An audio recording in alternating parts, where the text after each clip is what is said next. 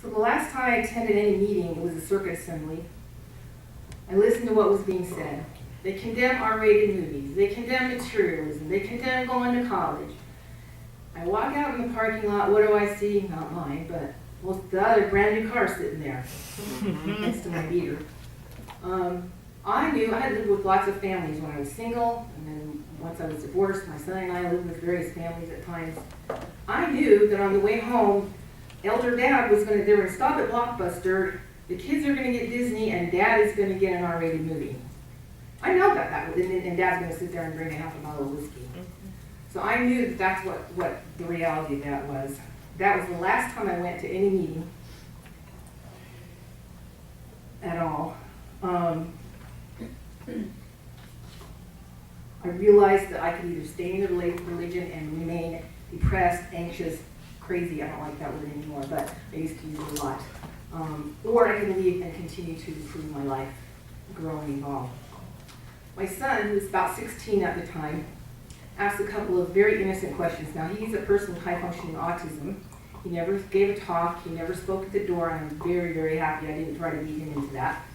I quit hitting him when he was 4.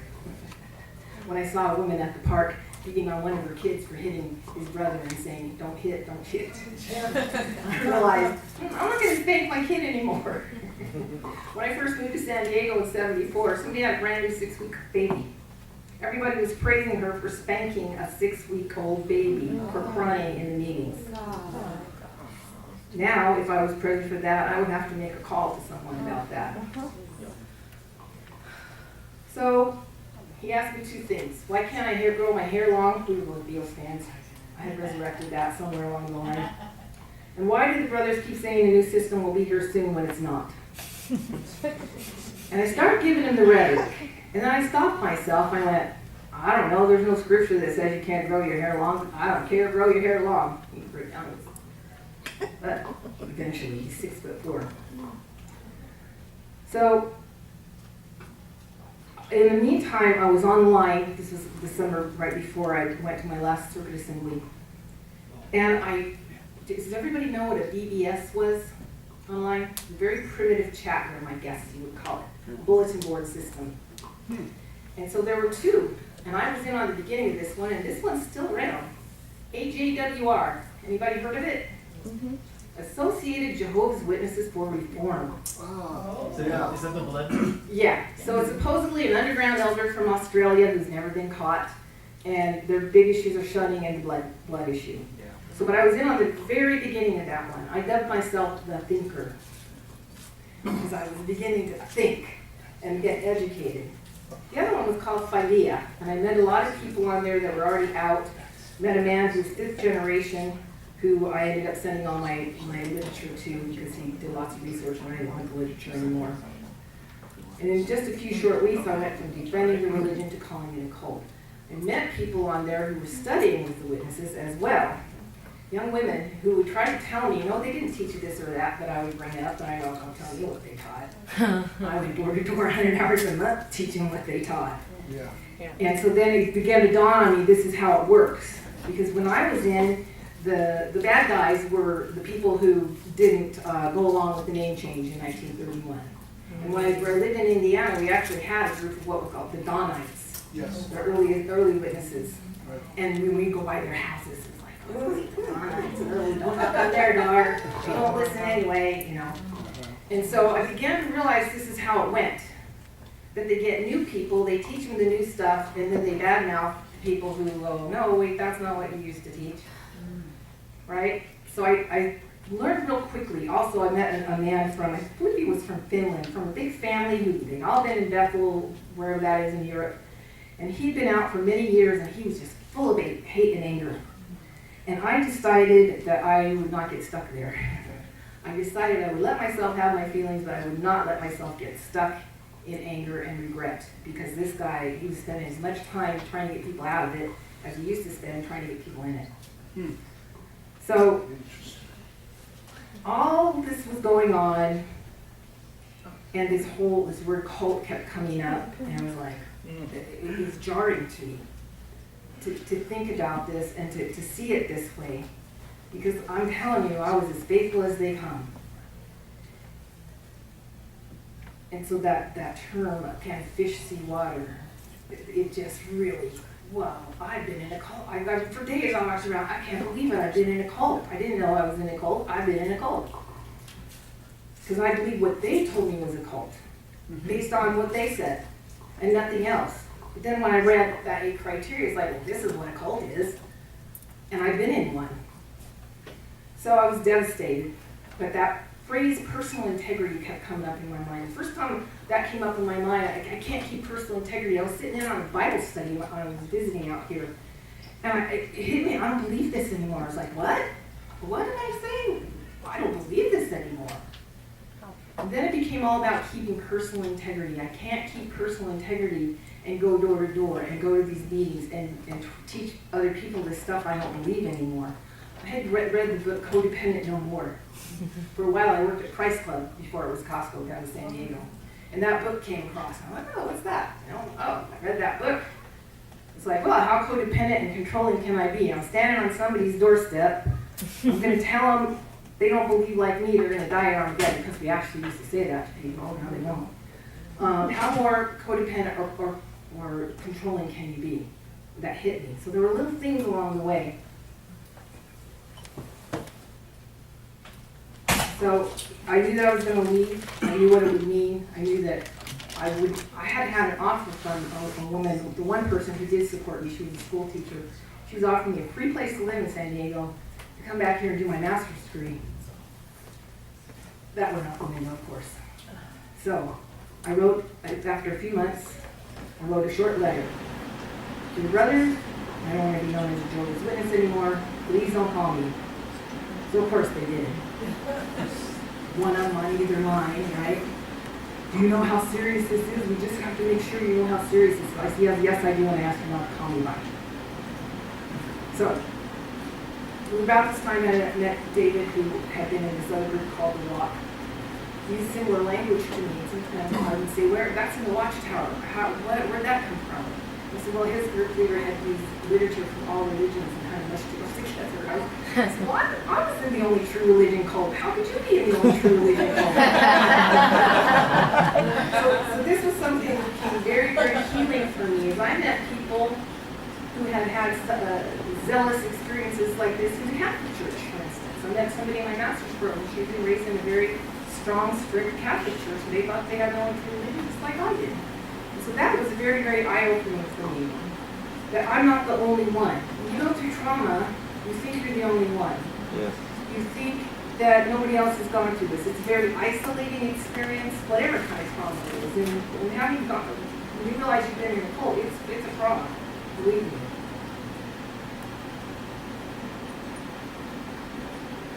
So just a few months after I was out, this kind of blew my mind. I did a 180 on some of my beliefs. One day I woke up and said, what do you mean people can't marry who they want to? I don't get it. How come? Does anybody know the Hillcrest area in San Diego? Okay, so it's been safe for people to be out in Hillcrest for about 60, 70 years. I used to go door to door in Hillcrest and tell people you're sick and God will teach you, will fix your immune system. So that was a big one for me. And you know how that happened? I got to know real people in my classes. I would, in school they like to throw you into group projects, yay. So you get to know people. And so they weren't them out there now. They were people I knew and liked and cared for. And now I'm very much an advocate of the LGBTQIA community, because I believe people have a right to be who they are. And that nobody has a right to tell them they can't be who they are. And that became a really big thing for me. So there are other things like that really, really, I just was blown away, because I sincerely preached that stuff previously. So David was the only person who experienced something similar to me. Neither of us had educated therapists, educated about cults therapists, or support groups. There was nothing like Facebook or online support groups, or Rodney, who I thank you for having me here today, and for putting this on, and for doing the work that he's doing, and all the other speakers that he's had too. So I have really thought long and hard about how did I survive that? How did I do that? Music. Music was one of the things that saved me. Some of my old Beatles and John Lennon music. So John Lennon, there's a song called God. God is a concept by which we measure our pain. Another one is called I Found Out. One line is that there ain't no Jesus going to come from the sky. So for me, I don't believe the Armageddon's coming anymore and is going to fix everything. And that life is out there somewhere. My life is here now. It's not out there somewhere. It's here now. So it was the 90s, so there were lots of Cranberries, Oasis, and Alanis Morissette that got me by. It gave me total strength and some fun. There's a musical group called the Roaches. R-O-C-H-E-S. Man, I love it. Three sisters. They have beautiful harmony. You can't really put them in any category. They had a song called Everyone is Good. Beautiful song. Gives me chills to think about it. I listened to that song and it broadened my ideas about us versus them. We have the truth and they're all pagans. I saw myself as a human being that's a citizen of the world, not some little group that thinks they've got it all right. I watched lots of South Park. You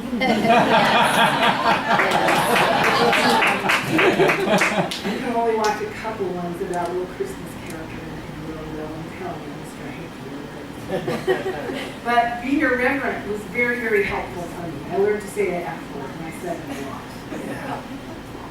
I read lots of science fiction. Dave had, he was in school too. He had shelves and shelves of science fiction. So I read Terry Pratchett, Roger Zelazny, Robert Heinlein I have never read. If you've never read Job, A Comedy of Errors, read it. It forever changed my view on God and what God is. What was the name of the book again? Robert Heinlein, A Comedy, Job, A Comedy of, The Comedy of Justice, I think is the actual title. Do you mean Job as in the character Job Yes. in the Bible? Yes. Oh, wow. Yes, it's a real interesting little spin on it. Yeah. Robert Heinlein, it's Heinlein. Very famous science fiction writer from the 60s. What's his first name? Justice. Job, A Comedy of Justice. Thank you. There were other things that helped me along the way, as getting reconnected with my Beatles. There was a Native American Studies program in my college program, and I had heritage, so I got to go to Pine Ridge Reservation, and I got to know people from my tribe, and kind of got connected to people that way. And every little step of going to college along the way, there were ups and downs. Believe me, leaving the cult didn't mean now my life is completely fine and easy. It wasn't. I still had an autistic child when nobody knew what that was at the time to deal with, to help get through school. Math almost did me in several times. They made me take high school algebra, which I had to take twice because I went it the first time. And I went into thinking, I'm going to get work going on in statistics, and statistics again when I was in my master's program. So there were ups and downs. But what happened for me was I got out of victim mentality and I got into solution-oriented thinking. I got into yes thinking. Now I'm going to tell you what I believe as an individual and as a professional regarding being a victim. If you've been victimized, especially as a child when you have no other resources but your little undeveloped brain, when you've gone through those things, if you don't as an adult turn around, face it, embrace it, and move through it, you are forever going to be trying to go under, over, around it. With all the ways that people use. Sex, drugs, rock and roll. Whatever people use to go over, under, around. You have to face it and embrace it. And there's lots of ways to do that. Therapy is not the only way. And that lots of people who I feel are very healthy, covered people who didn't particularly use therapy, but used other things. And for my own case, I was in therapy, but like I said, she didn't know where to take it, didn't go anywhere. Did a lot of vent therapy, what I call vent therapy, which probably was saved my life because it did support. But it wasn't anything like what I offer people now. But I'm very privileged to offer what I have because it comes out of my experience and my education. So after 8 years, I completed my bachelor's degree and my master's social worker. I trained as a doctor in Dallas, Texas, who's a guru in the trauma world, Dr. Colin Ross. I'm going to tell you about a couple concepts I learned from him that I think are essential to recovery work. And I actually had, over time, other situations came up where I got the opportunity to resist being drawn into other groups that I felt were cultic. I found work that I love and a life that was not perfect, full of freedoms I never knew I could have.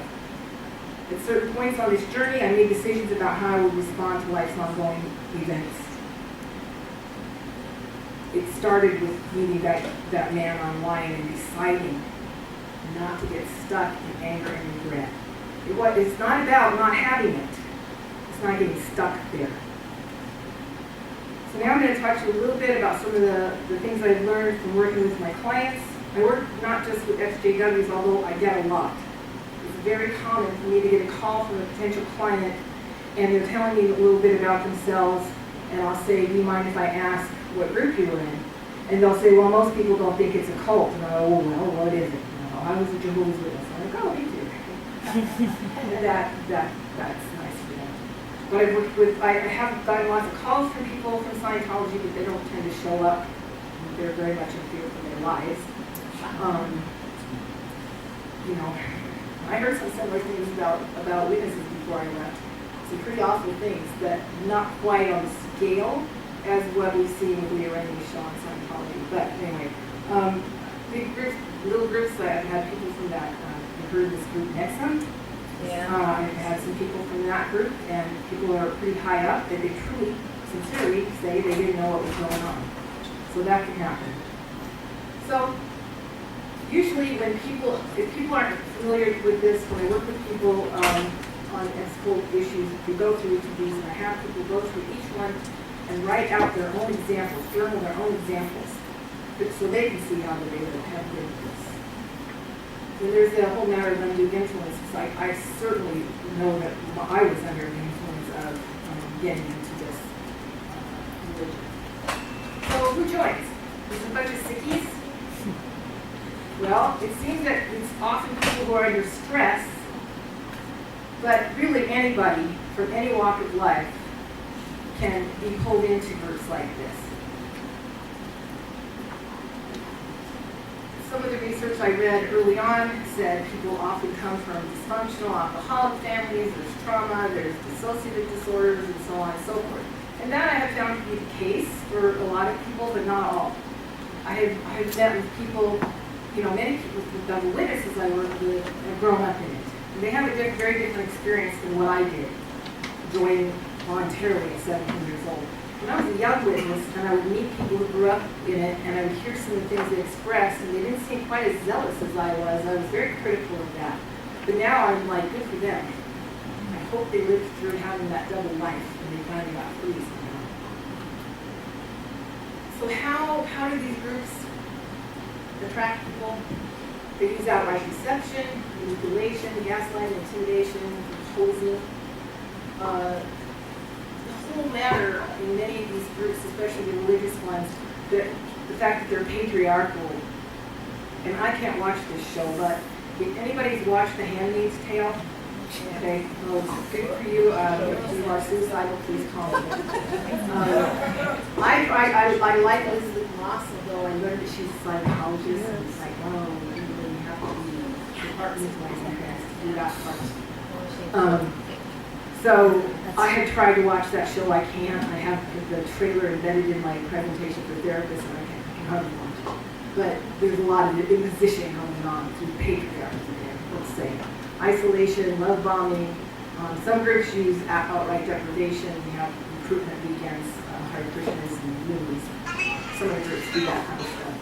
And then, of course, undue influence. Amy Scobie, this was in the Lee Remini.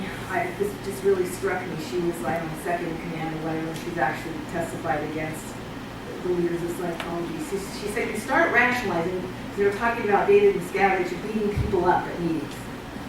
And she said, you start rationalizing insanities. That's exactly what you do.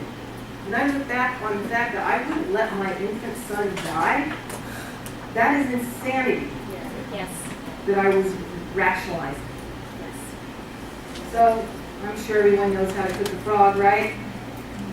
You don't boil, you don't put the water on boil, and throw them in, because you're going to hop right back out, right? You put them in some cold water and gradually turn it up. And that's what happens. My goal is to one day, if I can do it, I've got a copy of the little red Life Everlasting book. I'm going to go through that and show how they set you up. Because that is what happens. Why do people stay? They may be fourth or fifth generation. Their whole life is there, socially and otherwise. The deception, including how groups gradually reveal their truths, is one way that really, that's a deception that happens. Fear, guilt, intimidation, we all know about that one. Threat of shunning, of course, that's a big one. Dependence, it could be physical, emotional, social, and then there's undue influence effects. If you don't have a way to make a living, this is just like domestic violence. People go, oh, why doesn't she just leave? Because she doesn't have a job or skills, and she has 3 children to take care of, and bigger than all that, she cannot see her way out of that box. When I was 25 down in Ocean Beach.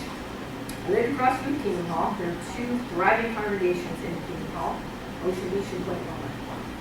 Over a period of about 3-4 months, 60 people out of 2 congregations of about 100 each became apostate. With most of my best friends. Wow. And I developed a morbid fear of apostasy, and I couldn't figure out how they had become so stupid. So smart and so spiritually strong until 20 years later, when I figured out the same things they did, I was like, well, how come they got smarter that much faster than I did? My bank account would look a lot different. So this is what happens. Whenever you've gone through anything, and whenever you're at a point of change, this is exactly what happens.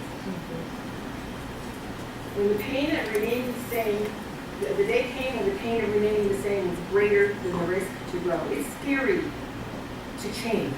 You know why? Because you're laying down new pathways in your brain. Watch a video called Backwards Bicycle. That guy's got it. We'll show you exactly what happens and why it takes your brain some time. Just because I decide to do something doesn't it automatically result in new behavior, because I got to lay down some new pathways, and that takes work. And so whenever people get enough pain, that's when they change or grow. I really like the term grow. I don't believe we change. I went back to who I was going to be. I'm not particularly interested in organized religion. I wasn't before I was with the witnesses. There are certain wagey type things that I'm very attracted to, and that's kind of what I've come back around to, although I can't buy into anything that finds sacred anymore. That's just how it is. So what makes people leave?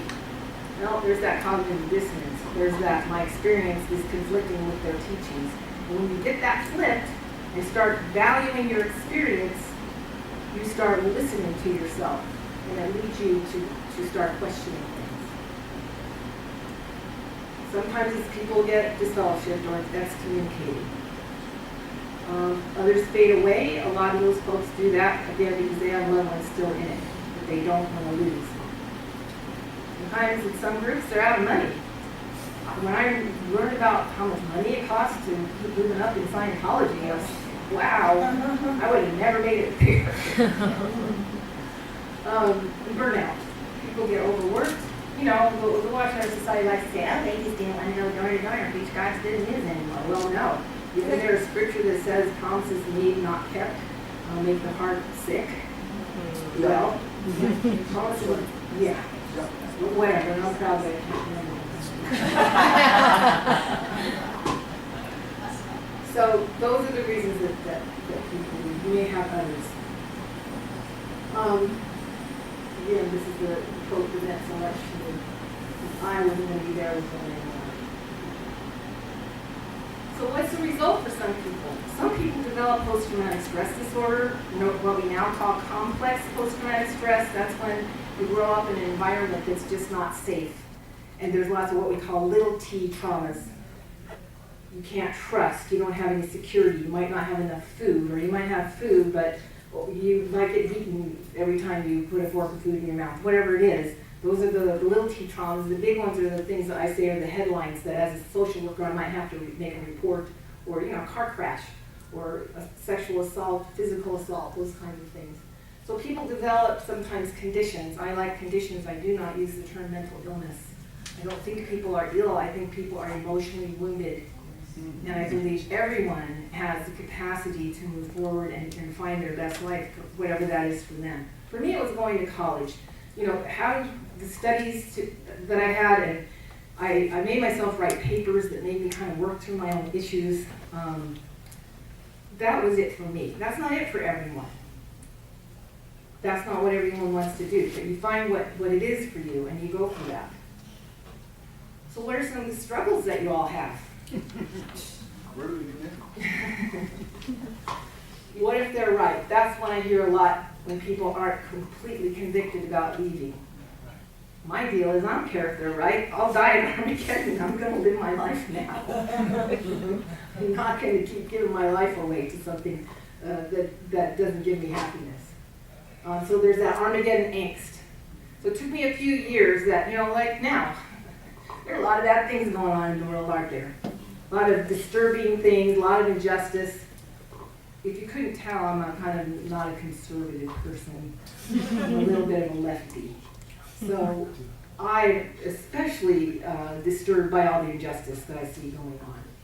I'm afraid for my son. He received disability payments. The school system failed him. The adult services system failed him. And he's still trying to find his way. And if he loses his measly $900 a month, I don't know what. I'll support him until I die. So we're talking at length in a few moments about IBS. And I'm so sorry, I forgot to You're fine. set my clock. So Keep please going. let me know. Okay. That whole not being good enough thing, which religions especially use. Okay, we'll talk about that a little bit more in a minute. People are ambivalent. They have, part of me wants this, part of me wants that. You've got the physically in, mentally out. I work with people who are mentally in, physically out. They still think Armageddon's going to come and they're going to be on the wrong way, the wrong side. Trust issues, of course. The shutting issue, people feel that their mind fucked. Okay, that they feel they're so messed up in their mind they can't think straight, and that just takes some time. Again, I was very fortunate that I was in school. I had that to focus on. I think that really helped me a lot. People don't have educations or savings or skills, especially if you're a female and you grew up in this religion. My brother, who I haven't seen for 25 years, has 4 daughters that I'm aware of, and I'm sure none of one of them went to college. They're still getting by on, house cleaning, painting, all honorable things, don't get me wrong. But if you have a brain, this is what I figured out about myself. I had a brain, and I wanted to use it, and I didn't get to use it enough at the community hall. Not community.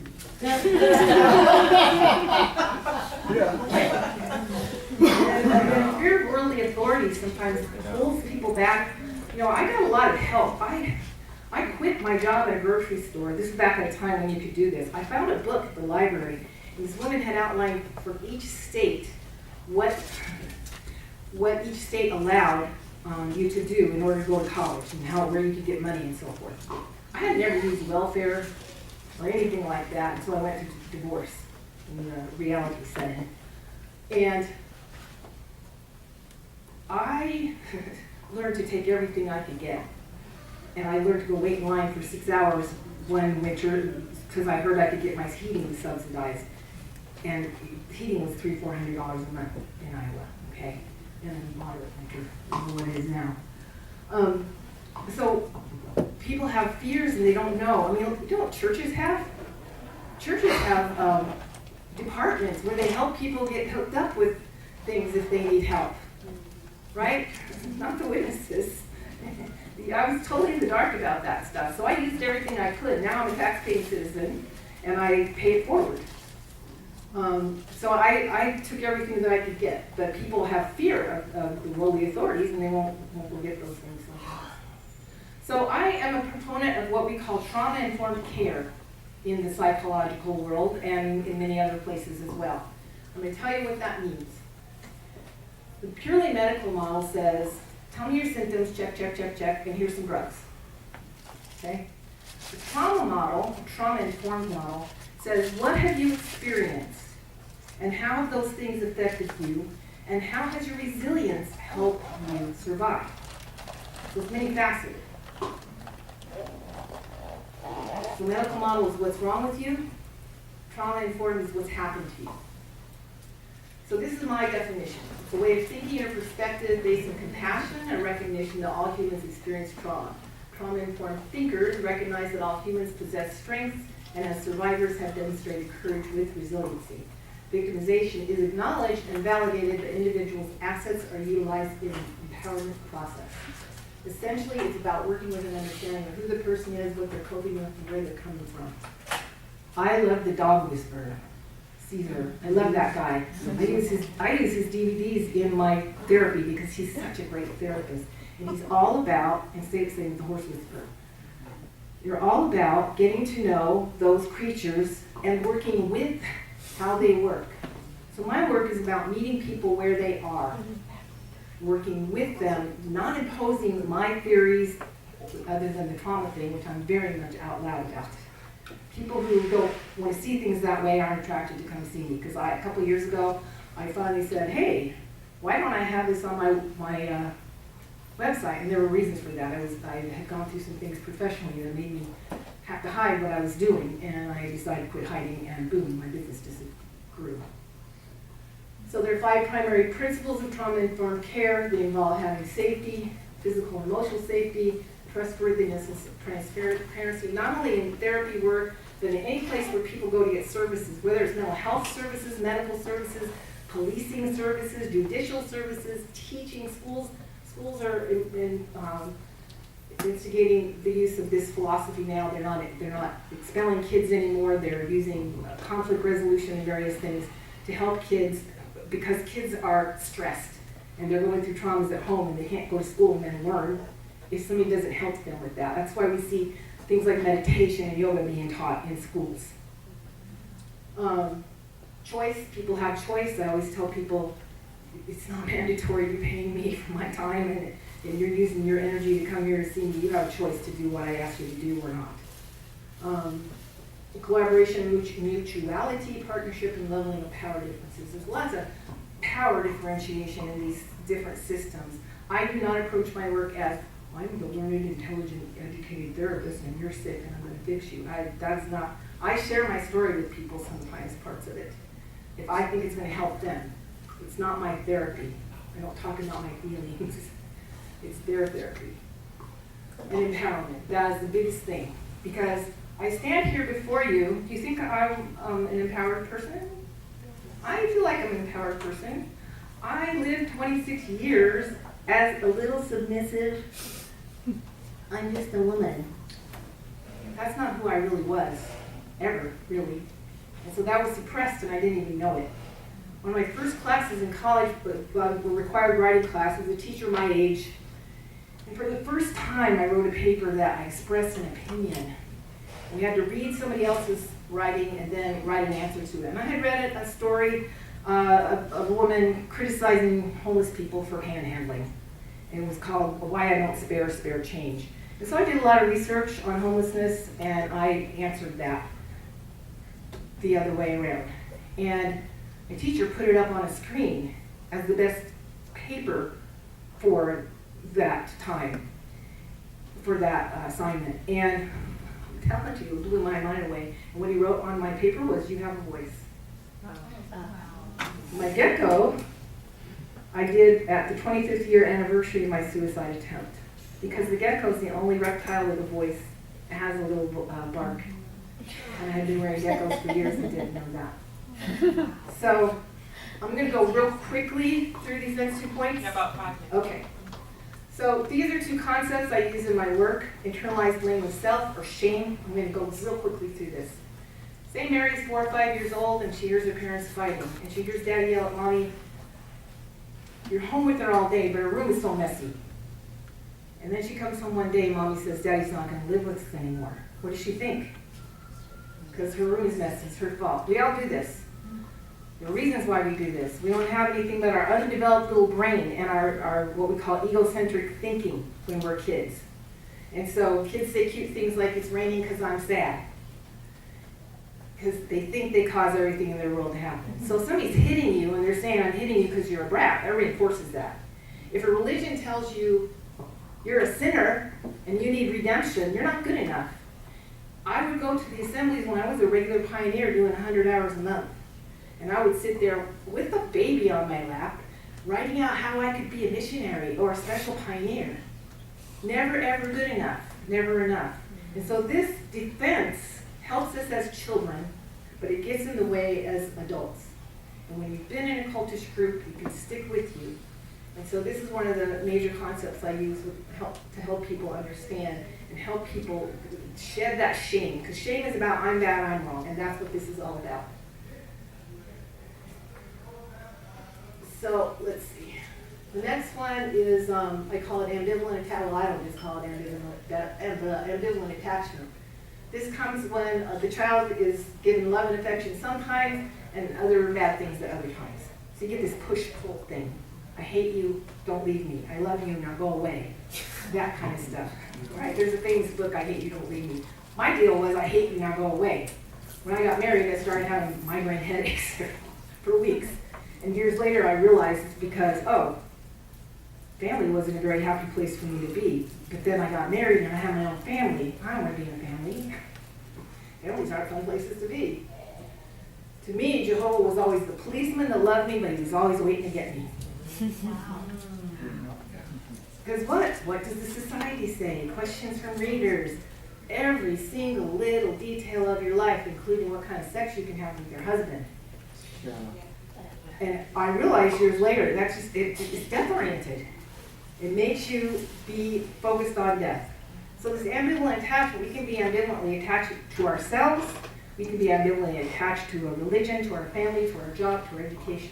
And this can get in the way. It's a very normal thing that most people have, and in extremes it gets in the way of life. So this is how I wound up. I had this little poster on my wall for years. I had been on medications of all kinds for about 15 years until I tried suicide. And as I felt the feelings and worked on not feeling less than, claimed my freedom, I experienced the fact that my thinking created my reality. Watchtower Society didn't teach me to think this way. Mary Engelbright did, this artist. She taught me that I can choose my life every day. The point of power is always now. And so I commend you all for being here. Thank you for listening. Thank you for having me again, Rodney. And see you next time.